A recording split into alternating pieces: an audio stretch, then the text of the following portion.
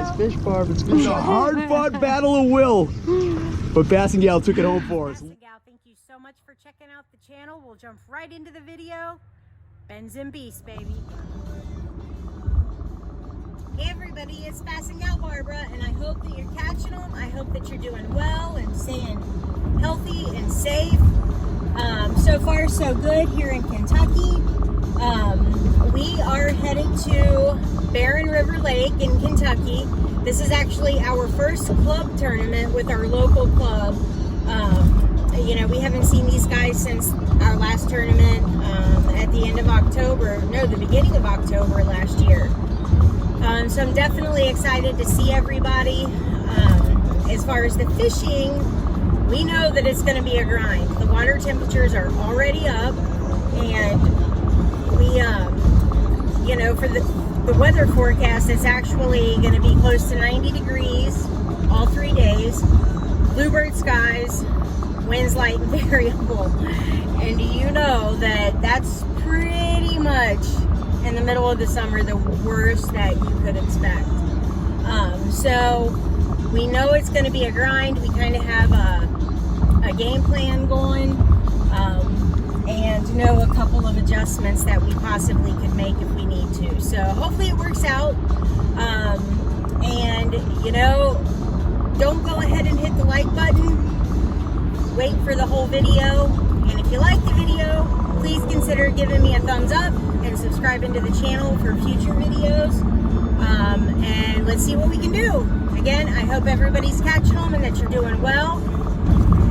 Let's see what happens.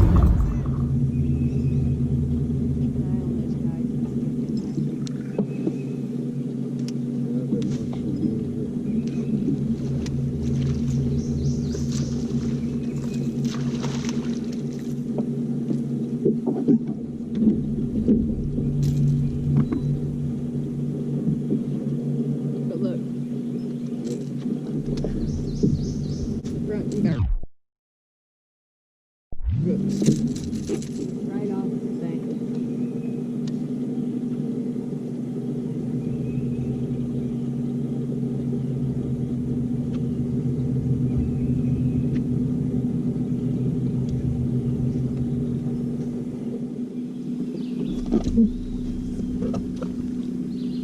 Good.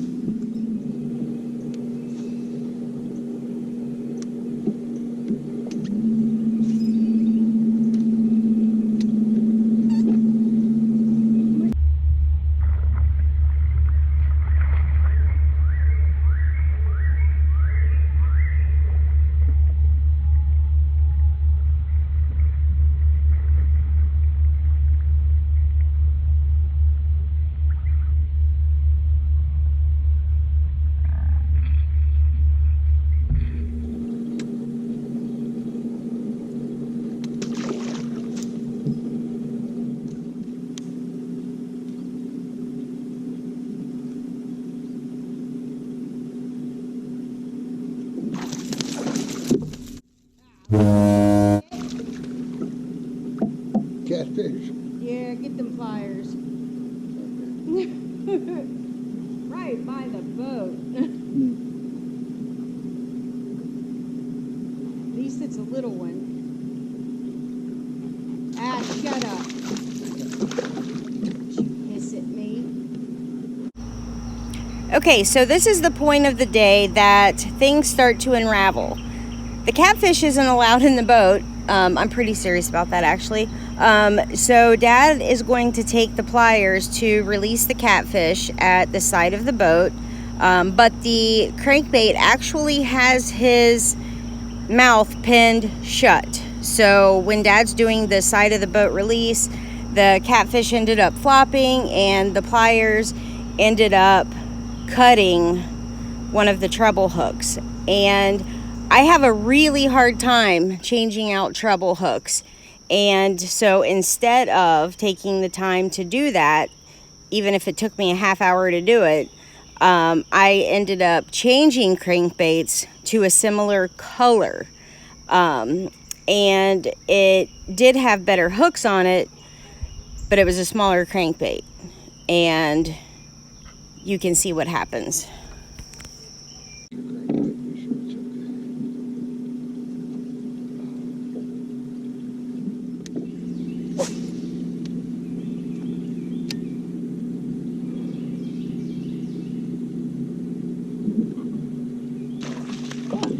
Dad. No.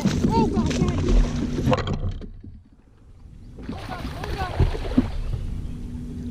Oh, God. Oh, God. Listen.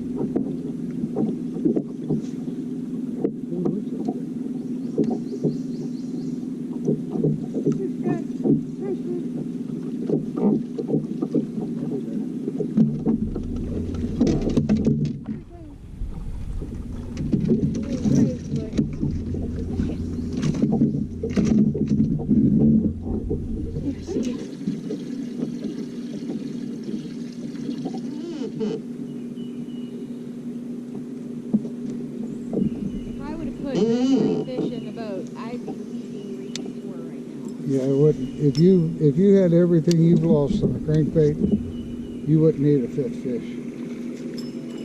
And you wouldn't need nothing I've caught or going to catch.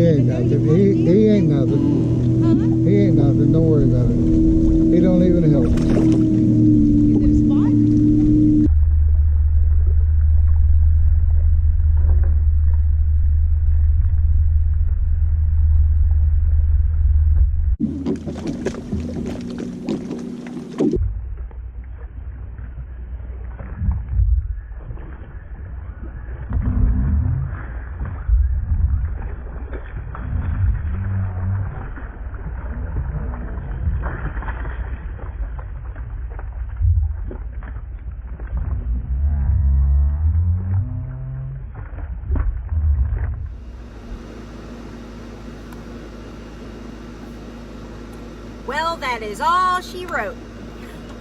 And like you saw on my thumbnail, you know, when it's your time, a lot of times it's just your time. And when it's not, it's just not. And clearly, as you saw in the video, this was not my time. And, you know, I'm sure you also saw in the video when I had the catfish hanging over the side of the boat, you know, I had stated this is when the day started to unravel.